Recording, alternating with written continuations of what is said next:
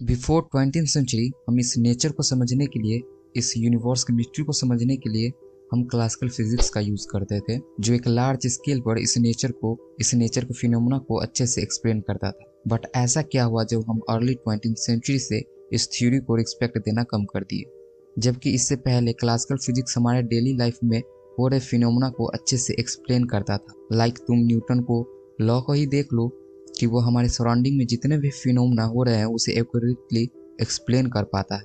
But classical physics का एक कमजोरी, या तुम कह सकते हो उसका एक डिसएडवांटेज भी रहा है, कि ये सिर्फ लार्ज स्केल पे हो रहे फिनोमेना को अच्छे से एक्सप्लेन कर पाता था। जब हम speed of light and atomic और सब एटॉमिक लेवल पर क्लासिकल फिजिक्स को अप्लाई करते थे, तो क्लासिकल फिजिक्स उन्हें एक्यूरेटली एक्सप्लेन नहीं कर पाता था, या तुम यूँ कह सकते हो कि वो उसे एक्सप्लेन ही नहीं कर पाता था। बट अर्ली 20th सेंचुरी में जब एक थ्योरी का डेवलपमेंट हुआ, जो वह अपने डेवलपमेंट के अर्ली स्टेज पर ही था, जिससे हम मैटर के बिहेवियर को सब एटॉमिक लेवल पर अच्छे से एक्सप्लेन कर पाते थे, साथ ही उन कई सारे सवालों का जवाब अच्छे से एक्सप्लेन कर पाते थे जिसे क्लासिकल फिजिक्स एक्सप्लेन नहीं कर पाता था। मैं बात कर रहा हूँ क्वांटम मैकेनिक्स की, जो एक साइंस को एक नया नज़रिया दिया इस यूनिवर्स को देखने का, एक नया पॉइंट ऑफ व्यू दिया इस यूनिवर्स की मिस्ट्री को सॉल्व करने का।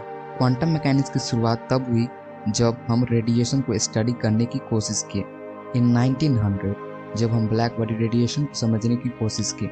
फर्स्ट ऑफ ऑल मैं बता दूं कि ब्लैक बॉडी कोई बॉडी नहीं है जो ब्लैक कलर का दिखता है। ब्लैक बॉडी एक प्रॉपर्टीज है उस बॉडी का जो टोटली बाहर से आ रहा है इलेक्ट्रोमैग्नेटिक रेडिएशन को एब्जॉर्ब करता है और उसे इमिट भी करता है in terms of heat and light. But हम इस फिनोमेना को क्लासिकल फिजिक्स से एक्सप्लेन करते हैं तो क्लासिकल इलेक्ट्रोमैग्नेटिक थ्योरी बताती है कि black body infinity amount of electromagnetic radiation को इमिट करता है, जो कि पॉसिबल नहीं है। साथ ही क्लासिकल फिजिक्स यह भी बताती है कि एनर्जी एक कंटिन्यूअस वे में फ्लो करती है। इस एक्सप्लेनेशन से साइंटिस्ट चौंक गए कि कैसे क्लासिकल फिजिक्स इतना बेतुका एक्सप्लेनेशन दे सकता है। जैसा कि हम जानते हैं कि इस यूनिवर्स की एनर्जी कांस्टेंट है। फंडामेंटल ऑफ थर्मोडायनेमिक्स से जब एनर्जी ही कांस्टेंट है तो कोई चीज कैसे इन्फिनिटी अमाउंट ऑफ रेडिएशन को इमिट कर सकता है। इस प्रॉब्लम को फिक्स करने के लिए दो साइंटिस्ट आए अपने अपने हाइपोथेसिस के साथ, रेयल्स जीन्स एंड मैक्स प्लैंक। पहले हम बात करते हैं रेयल्स जीन्स। रेयल्स जीन्स लॉ के मुताबिक इलेक्ट्रोमैग्नेटिक रेडिएशन को एज अ फंक्शन यूज किया जाता है of a wavelength at a given temperature. आसान भाषा में कहें तो किसी वेव की इंटेंसिटी डिपेंड करती थी टेम्परेचर पर। जैसे जैसे हम टेम्परेचर को इंक्रीज करेंगे वैसे वैसे उसकी इंटेंसिटी चेंज होगी, जिससे हम विजुअल रेंज में कलर चेंज होते हुए देख पाएंगे। अलग अलग टेम्परेचर पे अलग अलग कलर दिखाई देंगे। बट रेयल्स जीन्स लॉ सिर्फ लार्ज वेवलेंथ लो फ्रीक्वेंसी पर ही एप्लीकेबल है, वह स्मॉल वेवलेंथ हाई फ्रीक्वेंसी पे एप्लीकेबल नहीं है। यानी हम टेम्परेचर बढ़े उतना जितना कि हमारा खुद का सन का टेम्परेचर नहीं है, तब रेयल्स जीन्स लॉ पूरी तरह से फेल होती हुई दिखाई देती है। बट इसी सेम प्रॉब्लम को मैक्स प्लैंक ने अपने हाइपोथेसिस से फिक्स कर दिया, जो हाइपोथेसिस था quantization of energy. Max Planck के अनुसार एनर्जी एक छोटे छोटे क्वांटा के फॉर्म में होते हैं, या आप उसे कह सकते हो कि वह छोटे छोटे पैकेट्स या बंडल के फॉर्म में होते हैं, जिसे उन्होंने बाद में मैथमेटिकल इक्वेशन में एक्सप्रेस किया E = hf, जहाँ पे E energy, h Planck's constant और f फ्रीक्वेंसी है।